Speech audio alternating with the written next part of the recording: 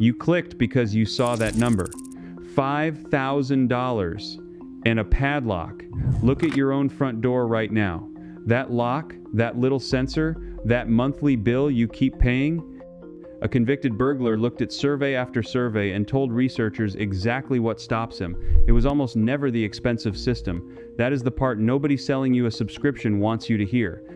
There are homes in Lancaster County that have never had an alarm, never had a camera, never paid a security company a single dollar, and they get robbed less than yours does. Not because of luck, because of 20 old tricks that cost almost nothing. The first time I drove past one of those farms outside Millersburg, Ohio, I looked for the cameras out of habit.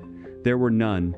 There was something far older and far smarter sitting right there in plain sight.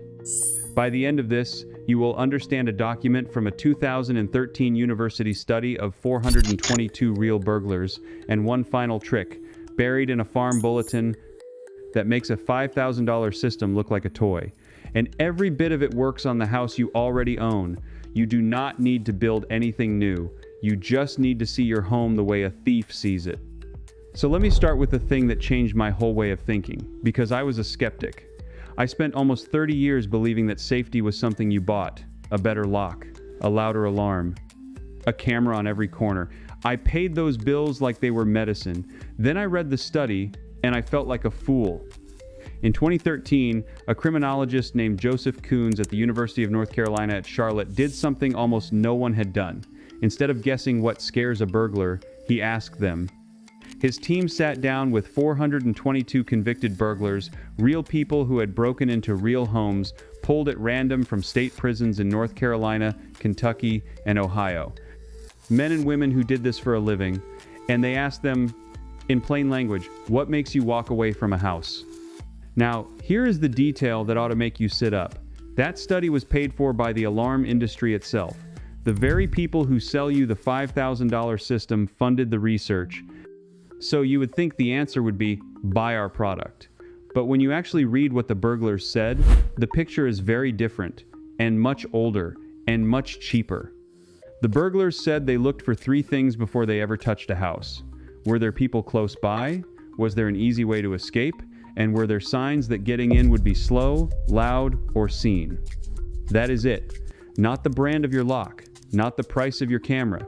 They wanted a house that was quiet, empty-looking, and easy to leave in a hurry. And listen to how they get in, because this is where most of your money is wasted. The majority told the researchers they came in through a door or a window. They pushed on windows and doors that were already open, or they forced them. Only about 1 in 8 bothered to pick a lock or use a stolen key. Think about that.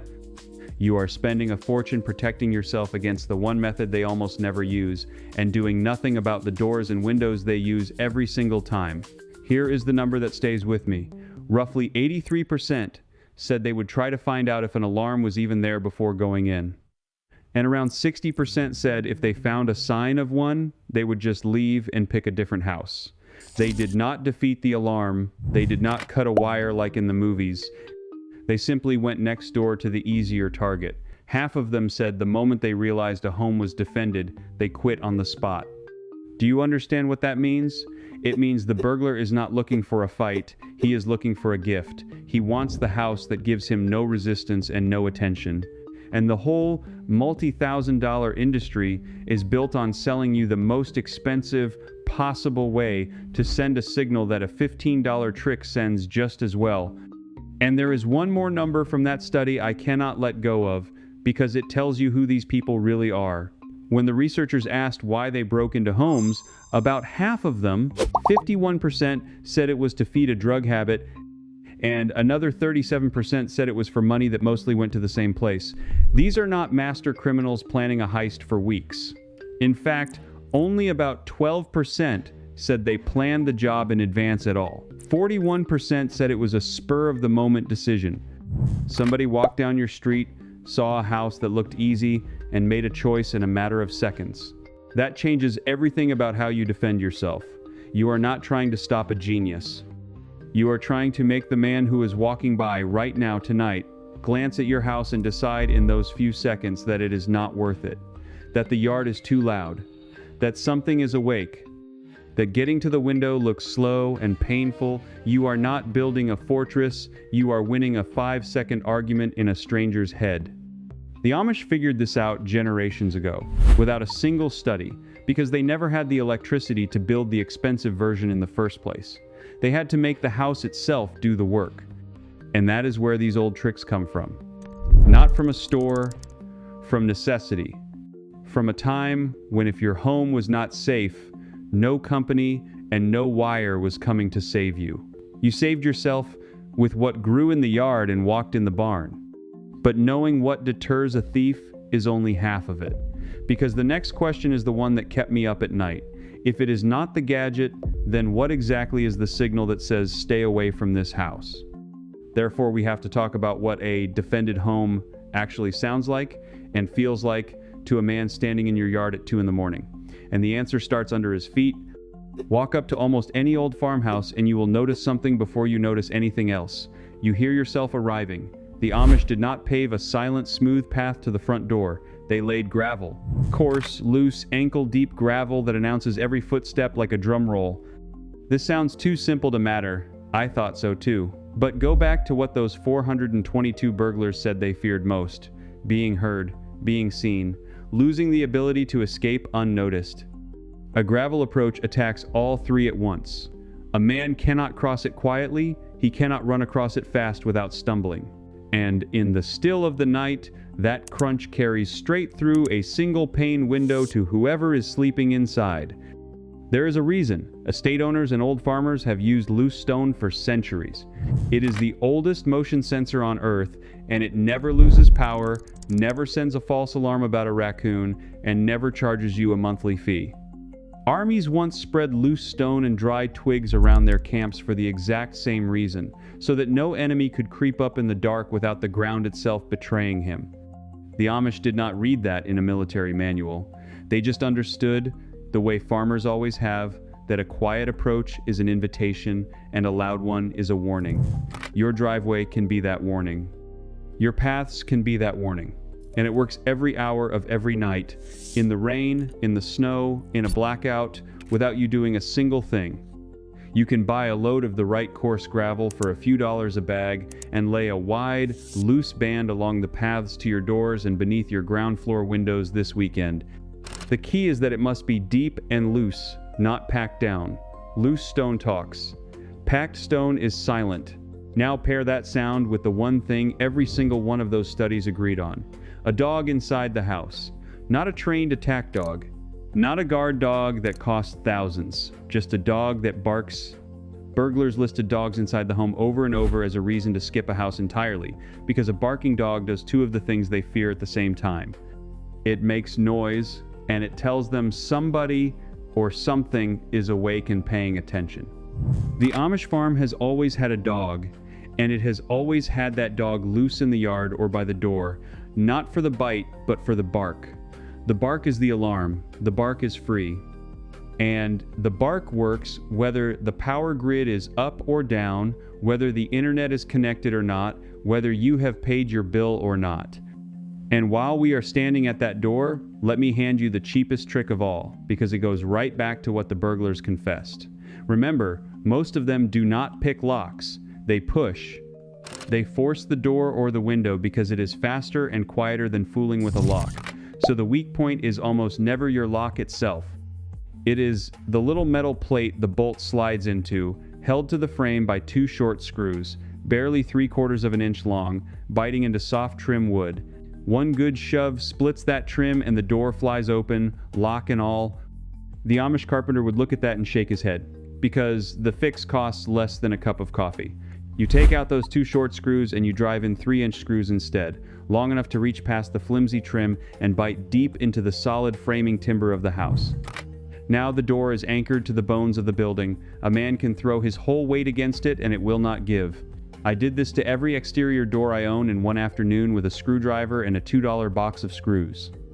It is the single highest return you will ever get on your safety, and no salesman will ever mention it, because there is no monthly fee attached to a longer screw. Do the same to your windows, especially the sliding ones and the double hung ones on the ground floor. A simple wooden dowel or a cut broomstick laid in the track of a sliding window stops it dead, no matter how hard a man pulls. A nail set through a small hole in the upper sash of a double-hung window pins it shut. Pennies, minutes, and you have closed the exact door, the study says, they walk through most. And this is the exact moment I want to tell you something, because you just learned 2 tricks that most homeowners will never hear, and they are only the beginning.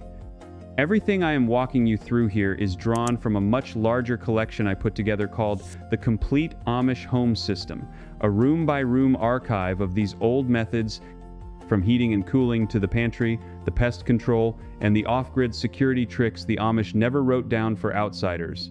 There's a special, limited-time offer on it right now, and you will find it linked in the description, along with a QR code you can scan right there on your screen. This is the rest of the buried archive you are getting a single taste of tonight, so let me get right back to it, because the next layer is where the thief stops walking and starts to sweat, because sound is a warning. But sound alone does not stop a determined man. Therefore, the Amish added a second ring that does not just announce a thief, it hurts him. And it is the trick that turns your ordinary yard into a wall without a single permit and without a single contractor. I want you to picture the outside of a house on the plains in the year 1850. There is no barbed wire yet. It has not been invented. There is nothing to hold cattle in or keep intruders out except the land itself. And a professor named J.B. Turner, out of Jacksonville, Illinois, championed a solution that was already growing wild in the Red River country of Texas and Oklahoma, a thorny tree the settlers called the Osage orange. Here is what that tree could do. Planted a foot apart in a single row, in just 4 years it grew into a barrier the old farmers described with 3 words that have never left me: horse high, bull strong, hog tight. High enough a horse would not jump it, strong enough a charging bull could not break it, and tight enough a pig could not squeeze through. A living wall of thorns, grown from seed, that no animal and no man wanted to climb through. And people believed in it. Between 1865 and 1939, in the state of Kansas alone, private landowners planted nearly 40,000 miles of Osage orange hedge. 40,000 miles. That is enough thorny living fence to wrap around the entire planet and then keep going. Farmers even wove the young, twisting branches together by hand, a technique they called plashing, to make the wall so dense that nothing could pass. This was the security system of an entire frontier, and it cost a handful of seeds. Then something happened that tells you everything about how these old methods get erased. In the 1870s, barbed wire was invented and sold hard, and within a generation, the living fence that a farmer could grow for free was replaced by a product he had to buy by the roll, year after year, from a company. The thorn hedge did not stop working. It was simply outmarketed by something that made a business money. Sound familiar? It is the same story as the alarm on your wall. The free thing that worked was pushed aside for the paid thing that worked no better, but the Osage orange never died. Those hedgerows still stand across the Midwest, still horse-high and bull-strong more than 100 years later, and the strange green fruit they drop, the hedge apples, are full of seeds you can plant. You can grow the very same fence the frontier trusted for nothing around the house you own right now.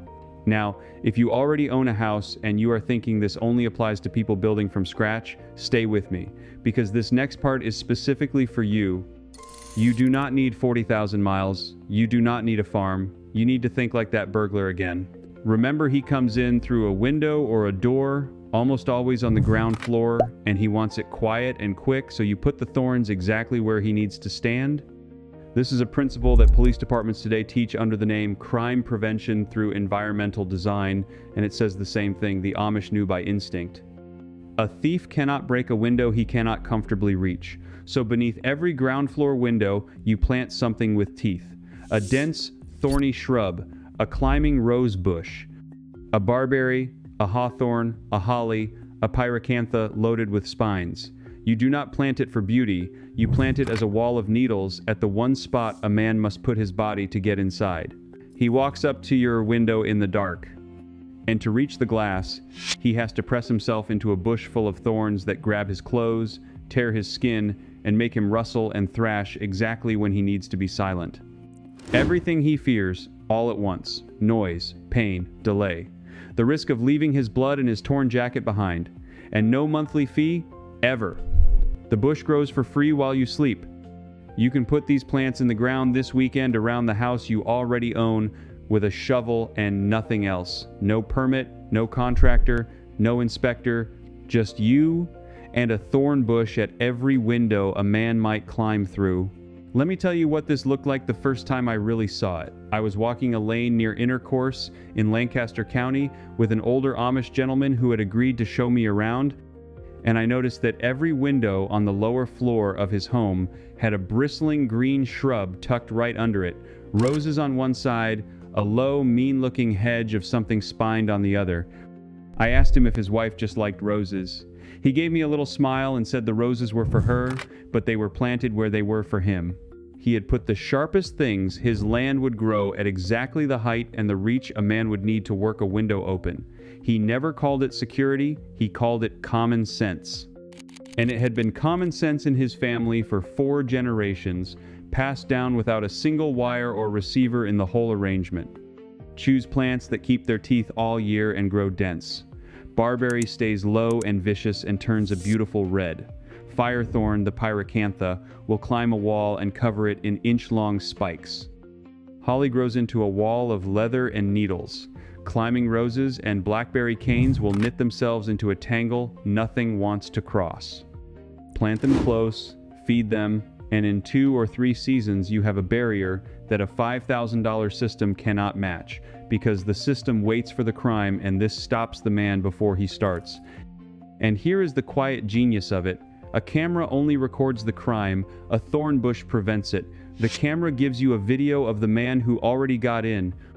The thorn bush makes sure he never chose your house at all. One of these costs $5,000 and a subscription. The other costs $12 at a nursery and gets stronger every year. But even a wall of thorns has a weakness. It is silent until someone touches it. It waits. And there were nights on that frontier, and there are nights now when a family wanted something that would not just wait for the thief, something that would see him coming across the dark yard before he ever reached the window. Therefore, the oldest farms kept a sentry that never sleeps, and it is not a dog. Let me tell you about the goose, and I know how that sounds. I laughed the first time an old Amish man told me his geese were better than any camera he could buy. Then I spent one evening near his barn, and I stopped laughing. Start with history, because this is not a new idea. It is one of the oldest security stories we have. Roughly 2,400 years ago, in the year 390 before Christ, an army of Gauls had beaten the Romans and was trying to take the last defended hill in the city, the Capitoline, in the dead of night. The soldiers were asleep. The watchdogs, the animals, everyone trusted, slept right through it and never made a sound. But the temple of the goddess Juno kept a flock of sacred geese, and even half-starved, those geese heard the enemy climbing the rocks. They erupted into a screaming, honking alarm that woke a soldier named Marcus Manlius, who rallied the defenders and threw the attackers back down the cliff. Rome was saved by geese after the dogs had failed, and for centuries afterward, the Romans held a ceremony every year honoring the goose and punishing the dog. That is how seriously our ancestors took this bird as a guardian. And it is not just a legend. In our own time, police stations in parts of China quietly replaced their guard dogs with squads of geese. In one case, a man tried to break in to steal back a confiscated motorbike, and it was the geese who sounded the alarm and woke the officers. The authorities found the geese so effective they deployed them on purpose. Why does this work? Because a goose is built to be a better alarm than anything you can plug into a wall. A bird specialist explained it plainly. Geese have extraordinary hearing, and their eyesight is beyond ours in a way most people never realize. Where your eye has 3 color sensors, a bird has a 4th, one that reaches into ultraviolet light. They see sharper, farther, and they catch the smallest movement in the dark long before you would. And geese are famously, fearlessly territorial. They do not hide when a stranger appears. They lower their heads, they charge, and they scream. A goose does not need charging. It does not need a signal. It does not care if the power is out or the internet is down. It patrols your yard for free, it eats grass, and the instant a stranger crosses into its territory, it sets off an alarm you can hear 3 houses away, and it backs that alarm up with a hard, hissing, wing-beating attack that no thief wants to explain in the morning. The Amish kept geese not as pets, but as the living perimeter, the eyes that never blink, the alarm that never needs a battery. By now you can feel the shape of it. Every layer costs almost nothing. Every layer runs on no electricity. Every layer works on the house you already own. The gravel that hears him, the dog that warns you, the thorns that hurt him, the goose that hunts him, 4 rings of defense, and not one of them sends you a bill. But here is where I have to stop and tell you the part that made me angry. Because I was angry for a long time when I understood it. You would think that a nation of people worried about crime would celebrate a family that grows a thorn hedge and keeps a few birds. Instead, in more and more neighborhoods across this country, you are not allowed to. Homeowners associations write rules against tall hedges. Local ordinances ban keeping poultry, and that includes the guinea fowl and the goose. Some places will fine you for a fence made of living thorns, while they happily let you spend $5,000 on the electronic system a company sells. Ask yourself a simple question. Who benefits when the free defense is against the rules, and the expensive one is encouraged? Because those rules did not fall out of the sky. Somebody sat on a committee and wrote them. Somebody decided that a smooth, quiet, defenseless-looking yard was the proper way for you to live, and that the old self-reliant methods, the ones that cost a thief his skin and cost you almost nothing, were untidy, improper, not allowed. The same study that told us the truth about burglars was funded by the very industry that profits when you feel you have no other choice. This is not a conspiracy of shadows. It is just money, quietly steering the rules, one committee meeting at a time, until a family forgets they were ever able to protect themselves without a subscription. The Amish never signed up for any of it. They kept the birds, they kept the thorns, they kept the dog and the gravel and the good long screws in the door. And their homes, sitting out in the open with no cameras and no wires, get robbed less than yours, protected by knowledge that no ordinance has managed to stamp out of them yet. And there is one more layer you can add tonight that no rule can touch, because it happens entirely inside your walls. The illusion that someone is always home. Remember, the burglar fears people nearby more than anything, so you give him people a cheap timer that clicks a lamp and a radio on and off in different rooms at different hours. A pair of muddy work boots left by the back door, big ones, facing out, as if a large man just stepped inside. A dog bowl on the porch, whether you own a dog or not. Curtains that move. A light in an upstairs room after dark. Every one of these tells that spur-of-the-moment thief the same thing the gravel and the goose told him. This house is awake. This house is watched. Go somewhere else. It costs almost nothing, and it works on the deepest fear he has. But I promised you something at the very beginning. A final trick. The one buried in an old farm bulletin. The one that, all by itself, makes a $5,000 system look like a joke. And I saved it for the end because it is the strangest, the cheapest, and the most effective of them all. This is the one almost nobody outside these communities has ever heard. Here is the journey of how I found it. The knowledge existed for over a century, written up plainly in agricultural extension bulletins from land-grant universities. Then it was quietly forgotten, buried under a mountain of catalogs selling you electronics. But a few farm families, Amish and otherwise, never stopped using it. And when I finally read it in a bulletin from the University of Maine Cooperative Extension, I realized I had been paying for the expensive, broken version of something a $5 bird does better.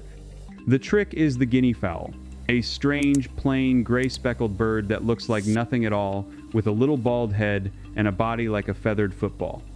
You have probably driven past 100 of them without a second glance, and it is the single best living alarm system ever discovered.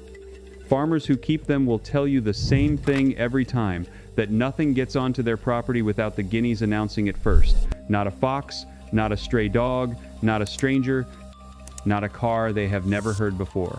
Long before a person could ever see trouble coming, the birds already know, and they do not keep it to themselves. Here is what the extension experts write about it in plain black and white. Guinea fowl will warn you of any intruder that enters their territory. People, predators. Or, in their exact words, perceived strangers. anyone the birds do not recognize, and they do it with a shrill, ear-splitting alarm call that the same bulletin admits will make a racket.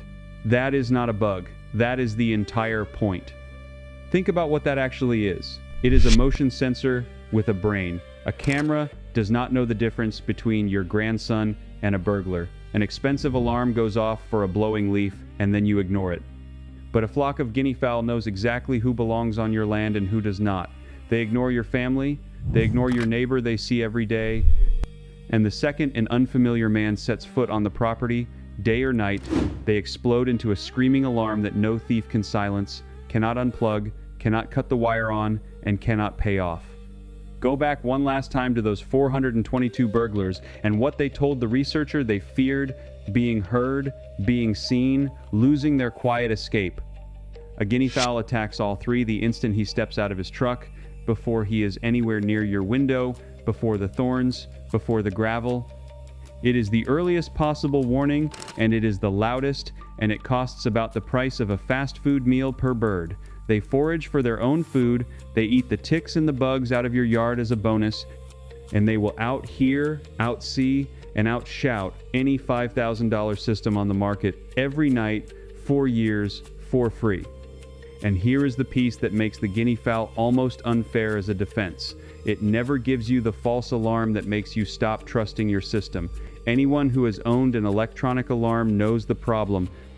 It shrieks at a cat, at a moth, at the wind, until one day you are so tired of it you turn it off, and that is the night you needed it. The guinea fowl does not work that way. It has lived in your yard its whole life. It knows the shape of your mailman and the sound of your car. It saves that ear-splitting scream for the thing that is genuinely wrong, the unfamiliar man moving where he should not be. It is a smarter sensor than anything with a circuit board because it learns your world and guards it like it is its own, which, in its mind, it is. Start with just 4 or 5 birds. Raise them young so they bond to your land and stay close. Give them a simple coop to roost in at night, up off the ground, away from predators, and let them range your yard by day.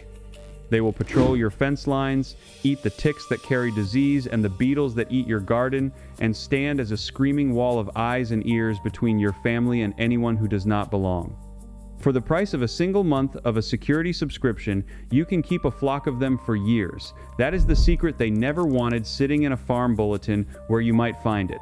A living alarm that was documented by a state university, used quietly by Amish families for generations, and forgotten by everyone else because you cannot sell a subscription to a bird. And there's a final touch that ties the whole system together, the trick the Amish use to make all the others stronger: they give a thief nowhere to hide. Overgrown bushes against the house, a tall solid fence, a dark corner by the garage, those are not privacy. To a burglar they are cover, a place to work on your window unseen. So the old farms keep the ground near the house open and low. They trim the shrubs close to the walls down below 3 feet, they keep the branches of the shade trees up above 6 or 7 feet, and they leave the approach to every door and window in plain, open view. A thief hates open ground the way a rat hates a lit room. Every hiding place you remove is one more reason he chooses the easier house down the street instead of yours. So here is what I want you to sit with tonight. You were told that safety is something only money can buy. That you must depend on a company, a grid, a monthly bill, and a wire in the wall that someone else controls. And it was never true. The people who lived closest to the land, with the least money and no electricity at all, built homes that thieves learned to avoid, using gravel and thorns and birds and a dog by the door. You did not lose the ability to protect your own family. It was just quietly buried so you would keep paying for the expensive version. If you are the kind of person who believes that real, proven knowledge has been pushed aside to protect somebody else's profit, then you already understand why this matters and you already know what to do with it. Now I want to hear from you, and I mean this directly, because you are the sort of person who watches and stays quiet. Do not stay quiet tonight. Tell me one thing in the comments. Of everything here, the gravel that crunches, the thorn bush under the window, the goose in the yard, or the guinea fowl that screams at strangers, which one are you actually going to put in place first? Type it out. I read them, and other people need to see which ones real folks are choosing. And if you want the rest of this, subscribe, and stand with the people who are quietly taking this knowledge back, one old trick at a time. Because in the next one, I am going to show you the Amish method for keeping a cellar cold enough to store a winter's worth of food with no refrigerator, no compressor, and no electric bill at all. And it starts with a hole dug in a very specific spot most people get completely wrong. I will see you there.